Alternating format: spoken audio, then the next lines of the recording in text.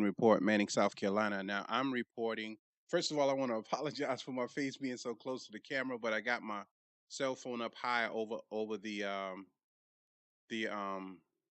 over my video camera so that I'll be able to broadcast live on my story because that's where I said I was going to talk about this issue. This is an issue that I know is very important. I've been contacted by about four people since last week, and God has been working on me again. I wanted to make sure that that's what I was supposed to do about the issue, talk about it. So I left a program on my personal website. If you would like to join us on Facebook, you can join us at the 19 Network, or you can join us at Jamil Salib / Jamil Salib and become a friend to our page. So if you would like to talk about some things, then we can talk about it. Now, you're going to hear some bing bong sounds. That's people that are chiming in. You're going to hear some sounds off of my computer. That's people chiming in. And also the phone may ring. So I wanted to do this and I want to take my time with this. So I'm hoping we'll be under an hour. I'm timing it right now. It is 4:06. God willing, we'll be done by 5. So I wanted to do this now, and I want to make sure my volume is up high enough so when I upload this, 1 2, mic check 1 2, yes, 1 2, mic check 1, mic check 1, okay, 1 2, 1 2, mic check 1 1, mic check 1 2, okay. Again, the subject matter is in the subtitle really is at the top of the page, but the subtitle is in the shadow of spiritual death. And spiritual death is when you're in a period of doubt. And doubt causes a person to look for something else when they already have the best thing for themselves. They already have that. But because it takes so long to get to a particular point in your life, we begin to doubt. So I wanted to talk today about rape again. If you have not tuned into our YouTube website, you can go on our YouTube website / the 19 Report. And we talked with Yolanda. She's a police officer, a victim's advocate here in Manning, South Carolina, about her unfortunate incident of being taken advantage of, being raped, and how difficult it was for her to get back on her feet. She even contemplated killing herself, but she was able to make it through that period in her life, not unscathed, but able to help others make the transition in it as well. So if you have not tuned into that, you can tune into that at / the 19 Report. And the title of it is From Victim to Victim's Advocate. That is our sit down with Miss Yolanda of Manning, South Carolina. She is a police officer, a sheriff here in Manning, South Carolina. I wanted to talk more about the subject of incest and abuse and rape because that was one time that I spoke with Miss Yolanda. The second time I did a commentary entitled Incest. And so many people came forward talking about their incidences where they were either molested or raped or abused and how it affected their life. And just recently, I am trying to say things without saying it because you may know who the person is, and they've given me the go ahead to say their names, but I don't want to say their names. I don't want to make it to where you'll know who it is because rather than empathize with people, we are sympathetic, and sympathy makes you to want to buy things and do things, but you never understand the person's situation. So I want to go into 3, maybe 4 tragic stories of the millions of stories of incest, of rape, and of abuse. But I want to play this, and I hope you can hear it once I turn it on. It's my mistake for doing it this way, but I had my mind set on something else. So just give me a minute, please. And I hope you will stay tuned with us because this is very, very important. I was trying to figure out how to talk about the subject. In actuality, I was very afraid to talk about the subject again because I knew I had to go into deeper detail this time than I did the last time. But I want to play this if I can, if I still have it up. Yes. Okay. Give me a minute, and I'm gonna try to make this. Yeah. Um, is that the right screen? Yes. I'm gonna try and make this come through. For those of you on Facebook, what's going to happen is I'm going to be playing something, and you will be able to hear it, but you won't be able to see it. But if you'll tune into uh, our station on YouTube, you'll be able to hear it. And I want to say that I'm just not that guy that if you're looking for motivation and you're looking for this motivational speech to get you going for the day. I'm not that guy. God didn't put me in place to be the motivational speaker. But if you listen to what is being said, it's motivational because it's proof that God is working in other people to understand the situations that we are unable to address on our own or unable to cope with. So I want to talk about several stories, but I want to start with this because a lot of people aren't fully aware that South Carolina is about number 5 in sex trafficking, number 5 in incest and in rape cases that aren't being reported because the people are afraid to report it. And out of the people who have been victims of the sex trafficking um, situation, only about 1% get sex trafficking trade. And I want to talk about. So I want to play a clip if I can, and then we'll go into we'll go into the subject matter. It's a lot going on. I'm working 4 screens. I apologize, but until you get competent people who have the same mindset that you have, you pretty much have to do everything on your own. So here we go. I think we can play it. Okay, wait a minute.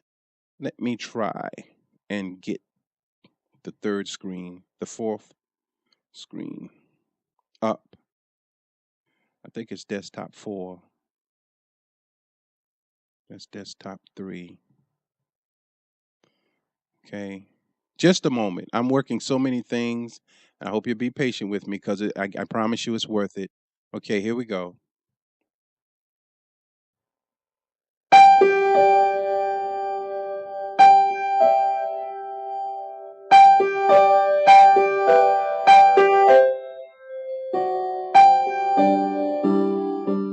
I got dropped off from my school bus. I got dropped off at my mom's strip club.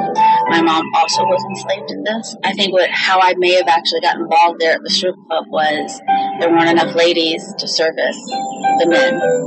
So you've got, at that time I was 10 years old, you've got a 10-year-old who's there. I know no different. I really didn't have a way to say no. They get them addicted to drugs, they threaten them, and then the next thing you know, these girls don't have a way out. And they just become objects for these guys to go out and sell. Would you say that the key to stopping this would be community awareness? It's absolutely first. It's awareness with action that follows up. Awareness apart from action, I often say, is like voyeurism. We can't know that this problem exists and not do anything. People are just not aware of what's going on. This is an underground thing that people really don't talk about. We don't hear churches and business communities and luncheons talk about human sex trade. They don't. It's something that is kind of avoided. And public awareness is a tool that we really need to take advantage of. Unless we do something about demand, we better get very, very good at saving victims. And I got to thinking that we're not very good at saving victims. What is it, 2% of the victims are rescued or less? And we're doing next to nothing about demand. If you didn't have a demand that these men or women were not out here and they were not looking to buy young people to use as sex objects, then you wouldn't have young people put in that position. So yes, those are the ones we need to go after too. The ones that are out here, the customers. At 12, 10, 13, I always wanted to know, why didn't anybody notice? Why didn't anybody do something?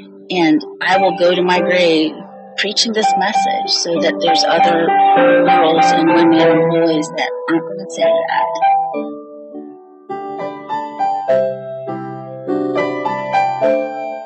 That was a PSA, I guess you would call it, of the sex trafficking trade in um, Columbia, South Carolina. People aren't aware. And most of the time from Manning, what happens with most of the young girls here is that they go to Columbia and they start stripping in strip clubs. And the thing about the adults is that we begin to talk down about them, to spread rumors about them, to ostracize them, to make them the problem, but we never go and look and ask them, why are you the way that you are? I'm saying that for a reason. My first story I want to get into, there was someone that lived close by to us here in Sugar Hill. I also said that I was going to come back with a commentary about incest and about blood relations and relationships on Sugar Hill, because I said that by God's permission, He had shown me in a dream what was happening on Sugar Hill, what had happened, and what was being hidden, and why the curses, the negative energy, the problems that we have in relationships, why they occur the way that they occur, because we are not even facing the issue of what has occurred, and we are not really men and women enough to say we damaged our children. So God had told me to talk about this a year ago, but I wanted to make sure of the subject matter, how to say it. So I started with the incest, and then I did the thing by God's permission with Miss Yolanda. And now this is part 3, in the shadows of spiritual death. We're wondering why our children aren't able to function on a level that makes them value to society. We're wondering why there is such a large group of young people who appear to have no concern, on top of drugs, on top of the mind controlling images on television, on top of alcohol, on top of sex. There has been a destruction of the soul of a lot of our women, the destruction of the soul of a lot of our women here in Manning, South Carolina, has occurred because of rape, has occurred because of incest, has occurred because of mental and physical abuse. And God has been telling me about these things, and I wanted to make sure this is how I was supposed to proceed. So I'm proceeding. This is part 3. Part 1 was incest. I was very forward with it, and I got contacted by a gentleman, a man on Sugar Hill, who told me that as a little boy he was raped by a family member. He went into detail. And then I got contacted by a young girl who told me the same. And just last week, my wife was having a conversation with a young girl that I was so concerned about. I was so concerned about these two people. There's a young boy and a young girl. Since they were young, I was concerned about them. As sure as God is my witness, I prayed for them. I don't know what it was, but I did. Now this young girl is going through a traumatic time in her life, and she laid down that story for my wife from beginning to end. And I want to share it with you because she gave us permission to. And the reason I want to share it with you is because I'm hoping that we will begin to talk about these things. You wonder why the girls are wearing their clothes so cut low, why they have no concern about who have sexual relations with them, why you look in their eyes and you see nothing. You see no hope. You see no desire to do better. Why? On top of the drugs and the alcohol and the music and the fantasizing that we are constantly engaged in, that we're going to be rich and successful, and we have no blueprint to that. On top of that, our children are being molested, they're being raped, they're being engaged in incestual relationships that are destroying their lives. So I want to go into this. This is story 1.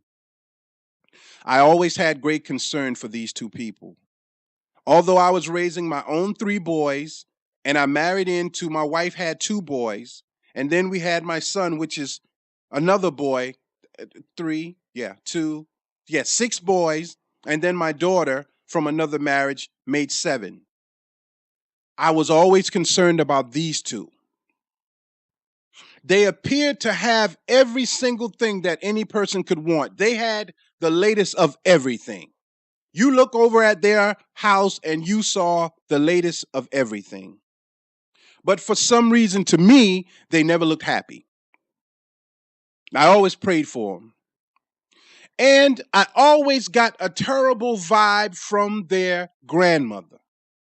This woman accused me of throwing trash in her yard, stealing from out of her yard, so much so that if you come on Sugar Hill, we have a big white fence all the way around our house. We're almost finished with it. I'm talking about the big privacy fence.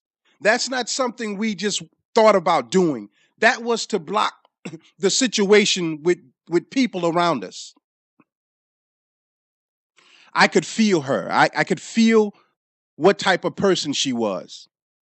A week ago, my wife went over because of a situation that was happening over at the house, and she talked with the young girl. And the young girl said to her, "You know, I can't believe that you all didn't know what was happening to us over here. I can't believe that you all allowed it to happen and not know what was happening and not do anything about it." My wife said, "What are you talking about?" She sat her down. She laid pictures out. She told her a story that took about 2 hours to tell, but I'm going to tell you the short version. Their mother got sick, died, and they were shipped here to their grandmother. They were receiving money from their mother's death benefits. You know, the grandmother built a beautiful home, but they were like latchkey children, slaves, even though she had them in karate classes and ballet and all of that stuff. The home life was so horrific that none of that mattered. What she was doing is building an outside life so everyone around could say, "Oh, she treat those children so good." But inside, she locked them in the room together for weeks at a time without food. Inside, I don't know how to say it, but inside was incest between the two, brother and sister. How could you not think, what are these things on your chest? What is between your legs when we are locked in a room together? So the mother is dead. The grandmother dies unexpectedly, but before she dies, the grandmother is bringing in two married men. The little girl knows that they're married. The little girl knows the two men and know their husbands, and she's conflicted. Why would my grandma be sleeping with these men? And they're deacons in the church, and one of them was a minister. I'm getting to something. I'm not bashing religion. I'm getting to those who bash religion. I'm getting to those who are supposed to be the protectors, including us, myself, my wife. And we dropped the ball. And I'm getting to why the children are the way they are, why they have little to no respect for us, many of them, and why they're angry. The mother dabbled in what they call root. In the Haitian community, they call it voodoo or vodun. Wanting to control people by doing something that someone tells them to do. That's horrible. I pray that those who desire to control and destroy lives with secret arts, I pray sincerely from God that if you could sit down and make up that kind of thing to destroy someone's life, I pray that it come back on you tenfold. If you don't like a person, leave them alone. Why would you want to destroy their life? The same thing was done to my family. So much so that from 1976, when it was put out there, just last month, a lady sent me a text and told me, "I feel what you're going through. I feel it." She said, "I'm sending you this." And what she sent me was a prayer for generational curses put upon you by others. That's heavy. Now, this girl is an adult now. And she's been left a home, property, but she doesn't want it. And she's not mentally equipped to deal with it anyway. So someone has already swooped in and snatched it from under her. And she says, I don't really want it because I feel like my grandma's haunting me in this house and I can't sleep here. I'm not comfortable.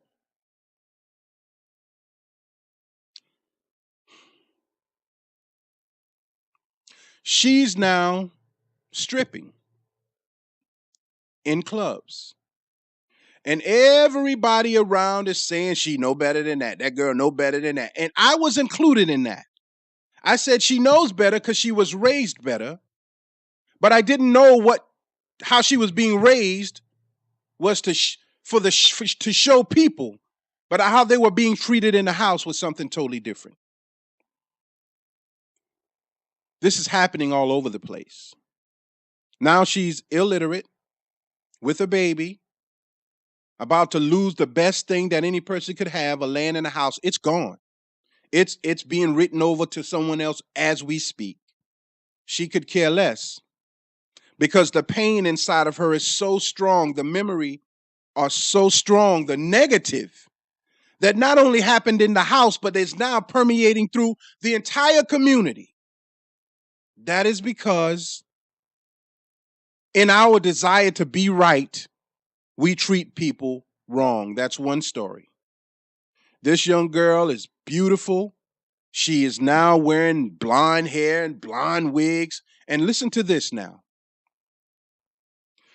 Cars used to pull up in the yard at night.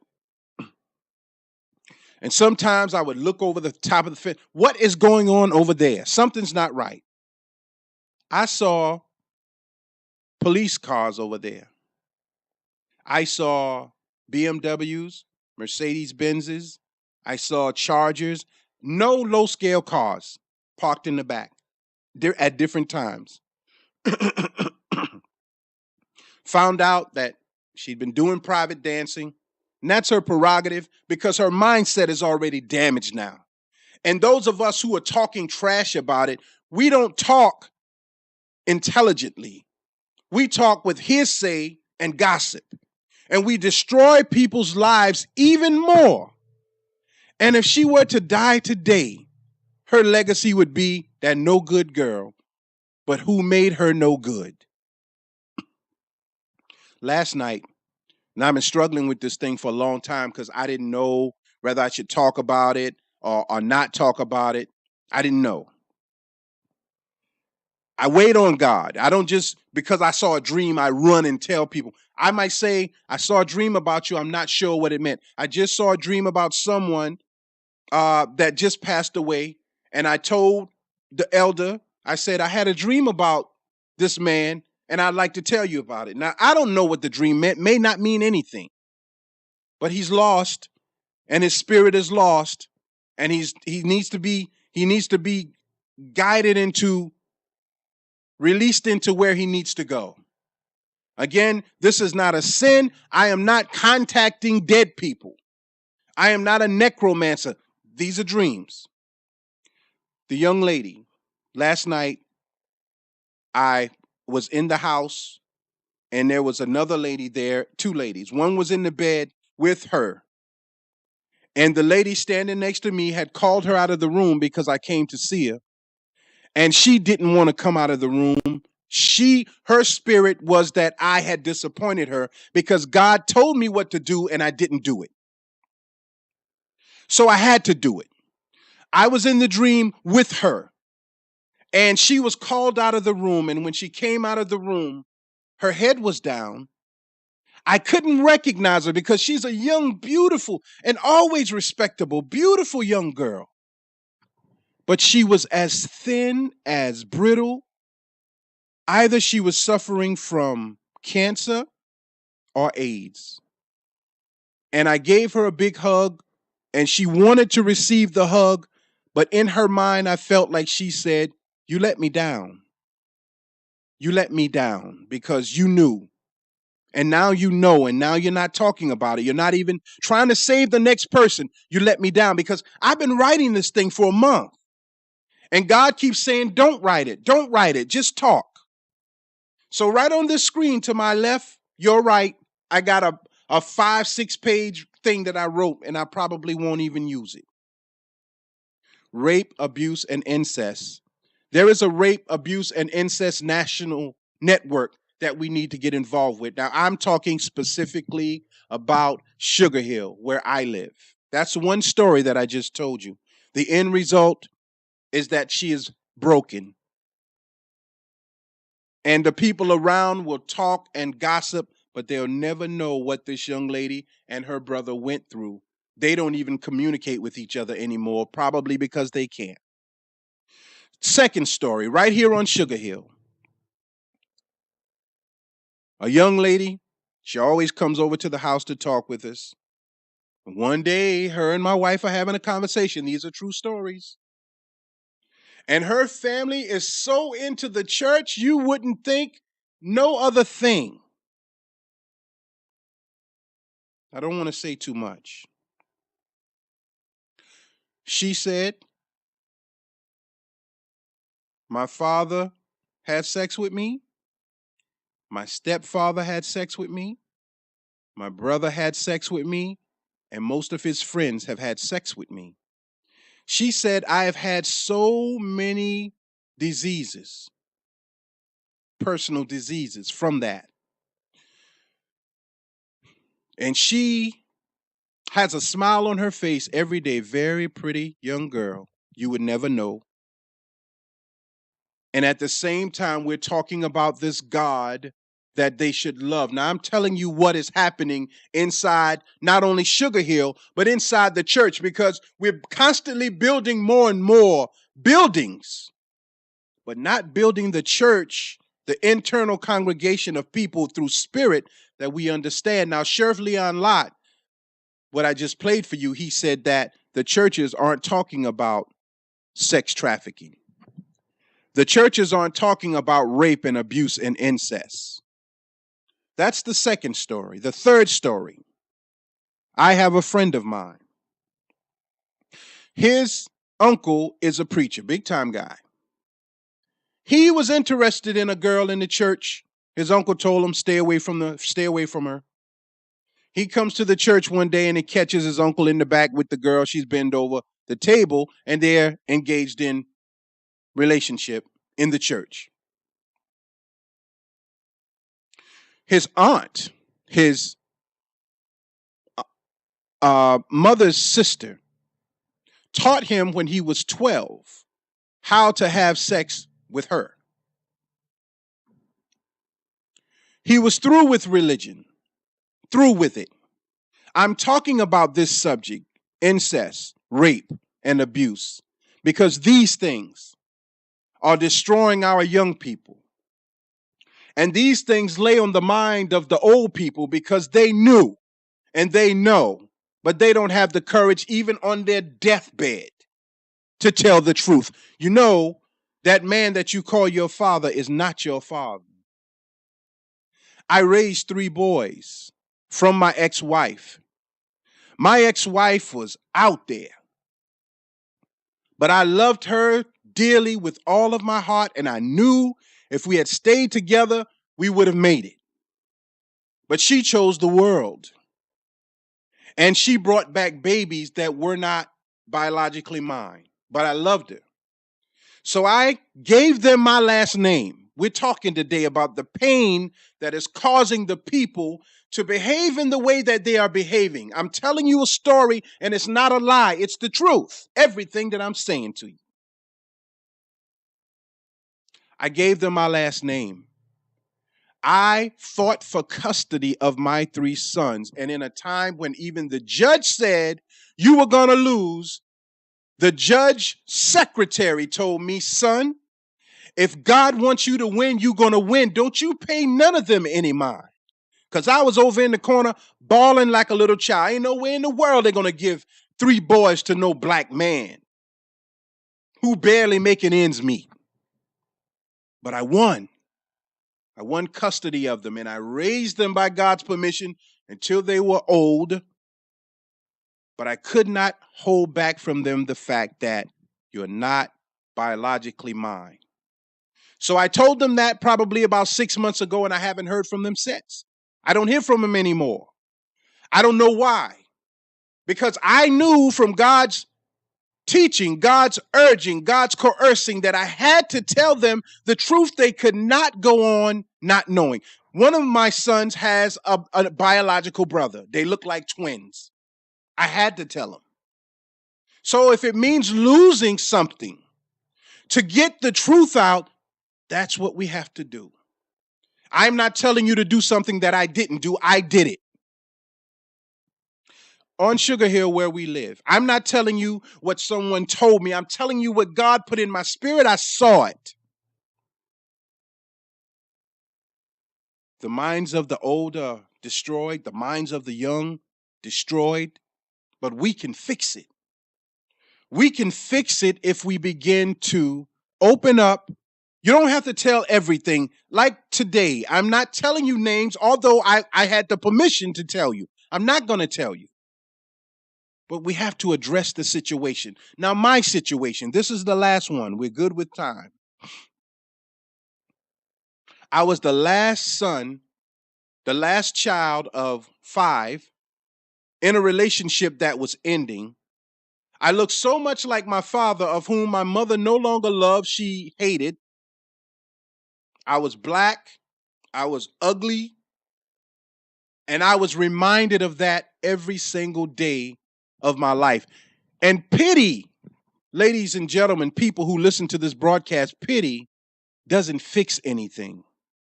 As I stated on the commentary marquee, everyone just can't get over it. I know we love magic. We love magic where it's just get over it, let it go. But it's not that simple.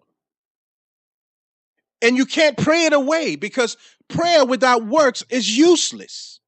So the prayer is to comfort the situation, but the work is to look into the situation and find out what happened. How did it damage the person, and what could be done about it to give them some type of normalcy in life? In the shadow of spiritual death, in the shadow of doubt, this is where we are with our children. And we have to stop lying about what has happened and tell enough truth that they will begin to trust us again. I have a quote. I want to say this. The saddest thing about betrayal is that it never comes from your enemies. So this young lady from this area, she trusted her mother. Her mother died, and sometimes we see that as betrayal. She trusted her grandmother. Her grandmother was doing things with married men, deacons and preachers, abusing her and her brother. Turned to the police. Like I said, they were over there looking at the strip show. And other people, and even us, her neighbors, we dropped the ball. Because you get so consumed and concerned about your own, trying to make them great, that we don't raise the village. We don't raise it takes a village to raise a child. We don't do that. We just, that ain't none of my business. I ain't worried about that. I got mine over here. I'm almost done. Me, I felt horrible about myself, and I was reminded almost every day that I was supposed to feel horrible about myself. That was a gift for me. Because although I didn't know Christ or God or anything, at an early age, I used to pray to the Black Panther Party when I lived in King Street, because the Ku Klux Klan were always coming in, burning crosses, terrifying us all the time. And I would pray that the Panthers would come and take care of these white folk for us. And then I started becoming fascinated with men who appeared as if though they were real men. Like I can trust this person to protect me. I never been molested by anybody that I know of. But I was always fascinated by manly men who I thought could protect me. So I talked to God a lot. And even at 40, 7:48, I can't remember. I know that if my family was there for me, not to sympathize with me, but to empathize and help me through situations that I was insecure about, that with all the gifts that God had given me, I would be greater than great. I would be in a position where I would like to be to help other people, because when people start to make you something because they think that's what you are, their words destroy your image before you get a chance to say a word. So now the court of public opinion has formed an opinion about you. He don't like white people. Why don't he like? And it's not even that I don't like white people. I don't like the white mind. I don't like anyone thinking they're better than someone else just because. Because of your skin color, because of where you live, because of the money you make, because of your last name, because of your occupation. I don't like any of it. I've never been a racist person. Never will be, because I understand God. Never will be as long as God is with me. So my conversations, when I talk about black people, I'm talking about a situation that we need to address as black people. That's all. And it's that serious. And I love it. And God gave me permission to do it. But this situation of incest, mental abuse, physical abuse, rape, do you know I had a young lady to tell my wife I didn't want to have sex with him, and I turned over, and he took it. And man, boy, he was strong. She don't even realize she was raped. Our children are being raped and don't even know it because of the images of things that we are projected to them. They think that's normal. That's normal that I touch you inappropriately without your permission. That's normal that I impregnate you and tell you you better kill that baby, and you do it. We think we are living in a world of hyper normalization. Look that up, where we justify everything. And it's because of what has happened in the past. Now I want to read this and I'm going to close. I said to you, as a subtitle, I had in the shadow of spiritual doubt and spiritual death. I want to read this. This is in Psalms 23:4, the King James Version of the Bible, and we're going to close because God is telling me to close. Yea, though I walk through the valley and shadow of death, I will fear no evil, for thou art with me. Thy rod and thy staff, they comfort me. Now, most of us have come under the false understanding that this rod and this staff is a stick with a curve, and we can walk with a stick. A lot of wise people walk, older people walk with a stick and think you're supposed to take them as wise. This is what God is telling me to say, and this is what I'm going to say. It says, my rod and my staff, they comfort me, and I wrote it because I want you to understand secret organizations and what they understand that we don't understand. And to my Mason brothers, I'm not going to say anything out off the wall or too far into the thing. And to all of the other fraternal orders, I won't say anything like that either. But I'm saying this because this is allowed. The rod that is spoken of in the Bible is knowledge. I'm going to say that again. When a person has knowledge of themselves, of where they came from, of who they are, of what they've been through, of why they feel the way they feel, of why they act the way they act. When you have knowledge, then you can go into taking that knowledge and utilizing it wisely enough to get a piece of something for yourself. So I'm going to explain that very fast. The rod is knowledge. The rod is discipline. You know how mama they say, spare the rod and spoil the child? The rod is discipline. It disciplines you inside. I just got into a situation with my son. He's 11. And I told him, don't do things when I'm looking at you. That's not discipline. When I'm not around you and you do it anyway, that's discipline. So as long as you're trying to go out of your way so I can see you, that's just showboating. That doesn't matter to me.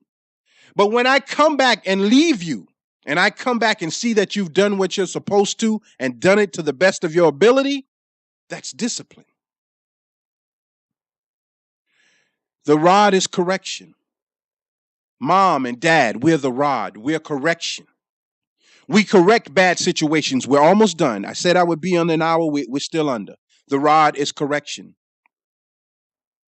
The rod is likened unto the spinal column, which consists of 33 vertebrae. This is where we begin to go into that secret knowledge that the Masonic order, the Shriners, all of these people are supposed to understand. Most of them don't. The Black Masons don't really understand much of anything because they're not taught. So I always like to hang with the white ones or those who have been taught by them. We think Masonry is secret organizations that get you a good job, keep you in a position of power. That's good. That's nice. You could do that in a fraternal order of a fraternity. You could do that in anything that you have positions of power. But Masonry,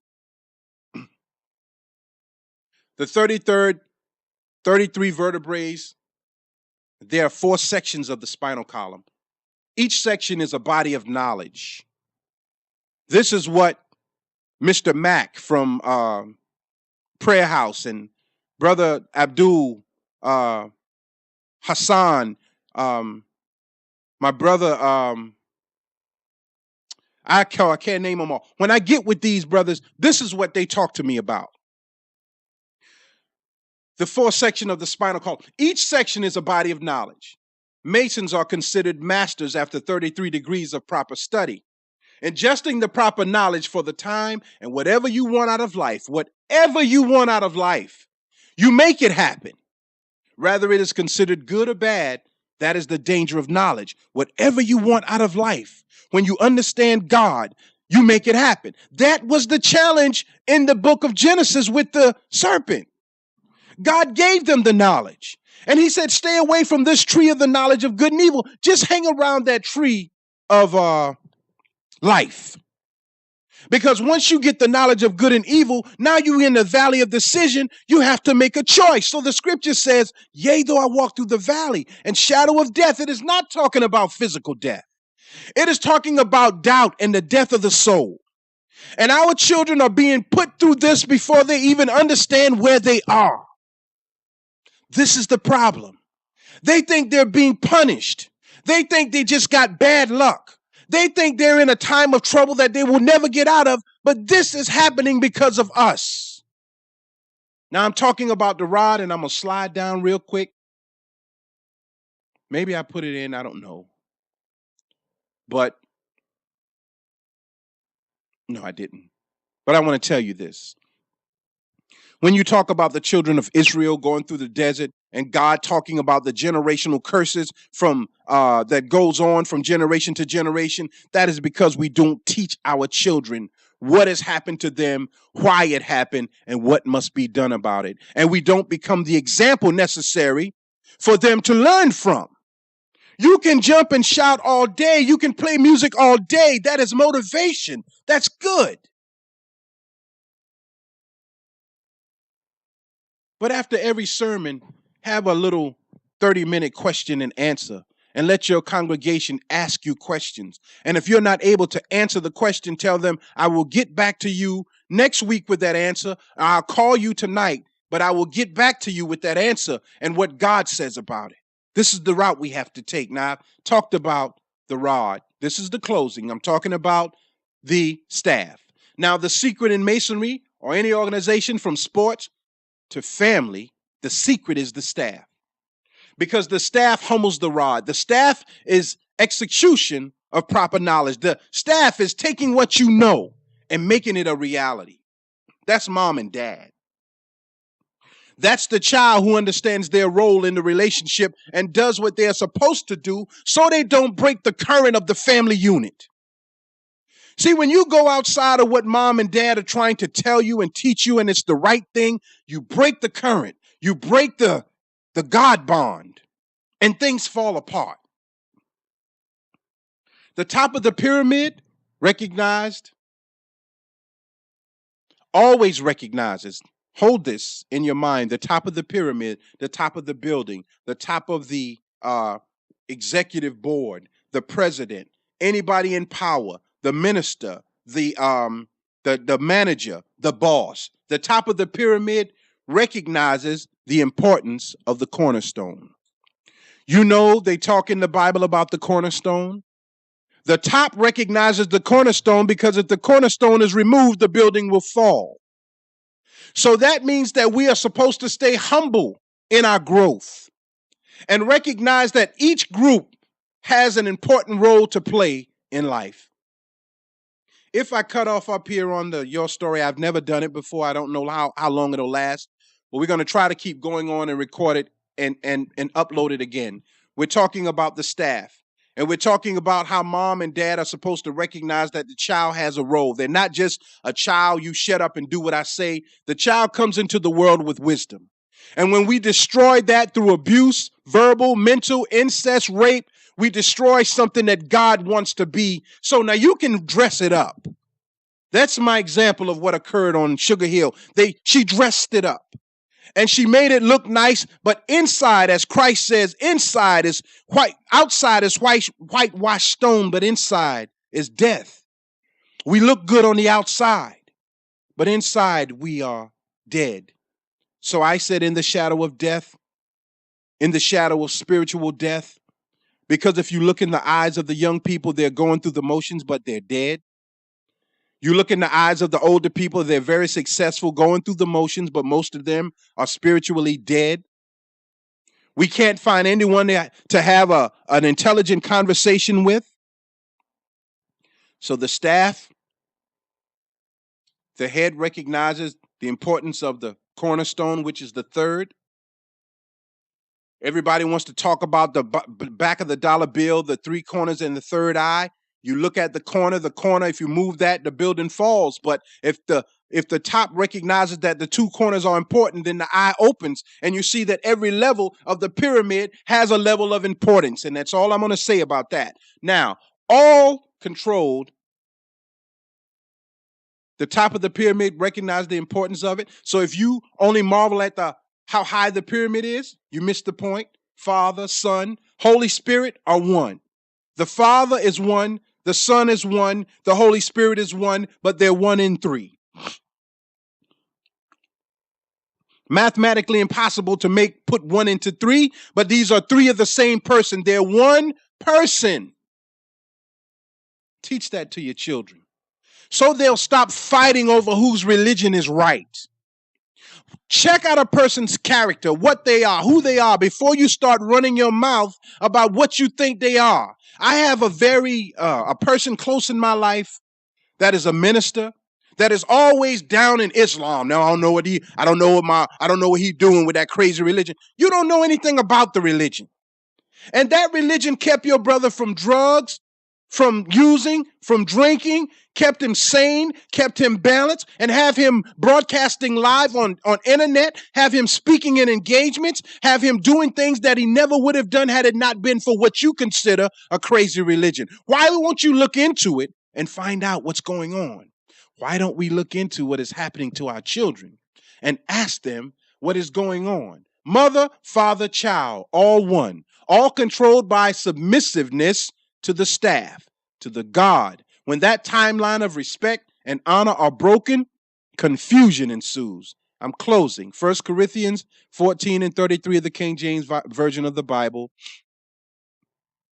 It says, "For God is not the author of confusion, but of peace, as in all churches of the saints." Now, you've gotten confused about what a church is because you think that a church is a building with a steeple. But a church is anywhere that people congregate talking about the goodness of God. That's the church. Satan is the author of confusion. And when the mind is confused, it is in a battle with satanic thoughts that the spiritual mind, the spiritual body, and the spiritual soul has already rejected. But the carnal mind and the lower self has curiosity about. So we know right from wrong. And we reject that. Adam and Eve in the garden knew right from wrong, and they rejected that from Satan's suggestions. But their carnal self said, whoa, let's find out if God is really telling the truth. And this is what causes us to rape, to abuse, and to destroy the spirit of our young people. In my home, I was introduced to books that were hidden, introduced to X-rated movies that were hidden, that my brother and I found, and we read books about incest. We read books about all of these different sexual taboos that we never would have known about. But then if they were in the house, those that brought them there got it from somebody else as well. So we are in a downward spiral of wickedness. And God has promised that he will destroy those who don't try to fix it and don't try to tell the truth. This is the closing. Everybody knows it. We talk about it, but listen to it very close. And I'm going to cut it off after this. 2 Timothy 3-7 of the King James Version of the Bible. Look it up and read the entire thing so that we'll know for sure what time we're in and what is happening. This know also that in the last days perilous times shall come. For men shall be lovers of their own selves, covetous, boastful, boasters, proud, blasphemers, disobedient to parents, unthankful, unholy. Does that sound familiar? Without natural affection, truce breakers, false accusers, incontinent, fierce, despisers of those that are good. Does that sound familiar? Traitors, heady, high-minded, lovers of pleasure more than lovers of God, having a form of godliness but denying the power thereof. That means many of the ministers who can tap into your thinking and who can tell you what God is saying, they have a form of godliness, but they don't give the credit to God. They want you to worship them. Does that sound familiar? And then it says, from such turn away. For of this sort are they which creepeth into houses and lead captive silly women laden with sins, led away with diverse lust, ever learning and never able to come to the knowledge of the truth. Does that sound familiar? How many degrees do you and I have? I got about 2, you got 2, we got 6. We going back for a doctorate, a bachelor, a double bachelor, double this, double that, ever learning, but never coming to grips with the knowledge of the truth. I think I said what God has asked me to say. I pray I have. And if I haven't, I'll say some more at another time. But I thank you so much. And if you find that what has been said is of value, I pray that you will share this information. Let me say it. People already don't like me. They're not justified in it. And it breaks my heart that you would prejudge me because of what I say about white people or what I say about homosexuals or what I say about, look, I'm all of these things. If you knew history and understand it, you'll understand that white folks came from us, not from apes.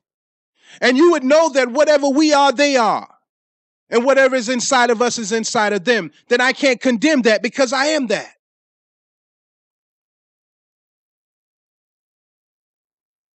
To all of those who have suffered from rape or incest or abuse and you would like help, I urge you to contact it's called the RAINN organization, RAINN, Rape, Abuse, and Incest National Network, and talk with counselors, psychologists, psychiatrists who may be able to help you in the transition of trying to come to grips with what you've been through. I don't advise any woman to talk to a male pastor alone because we're human. And though you are telling us your situation and the horrible situation that you've been through, our hormones will begin to react to what you're saying. And before long, we've lost our minds and we're taking advantage of you in a way that we shouldn't have because you came to us for help.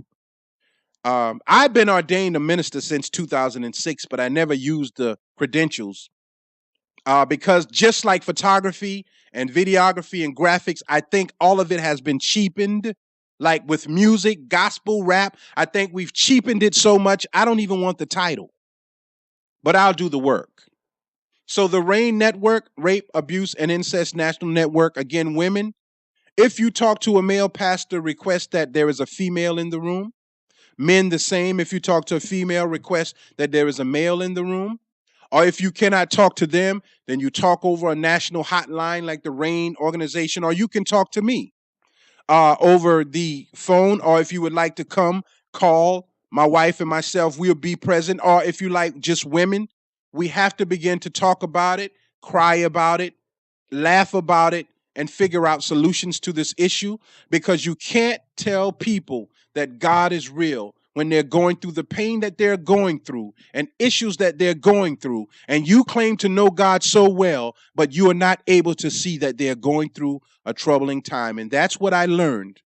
The young lady said, I can't believe that you all did not know that we were over here going through this. Now we know.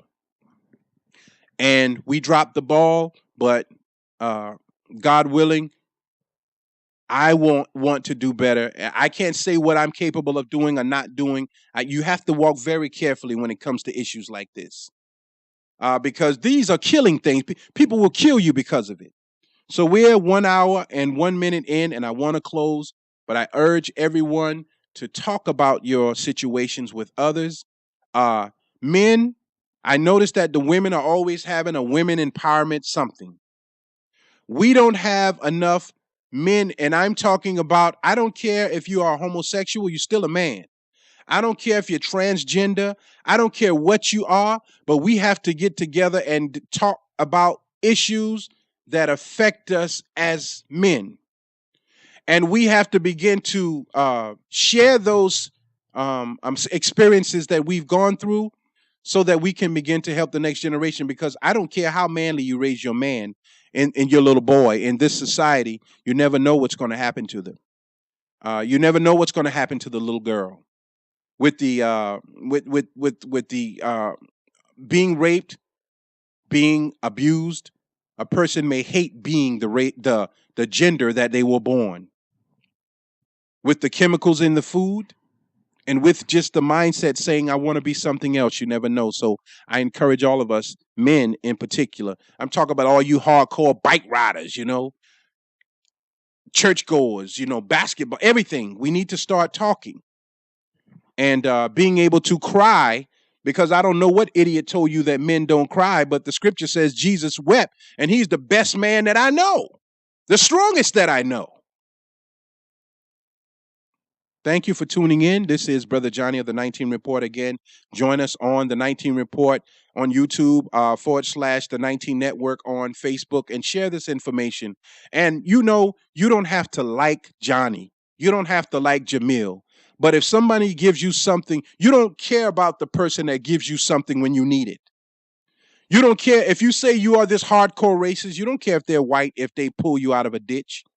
You don't care if they're white, if they give you blood or give you a kidney or operate on you and save your life. That doesn't matter. All of that stuff falls into obscurity. So if you don't like me, I'm telling you what I've been given comes from God. And you can hear it and know it. Share it, please. I thank you for tuning in. Brother Johnny of the 19 Report, Manning, South Carolina.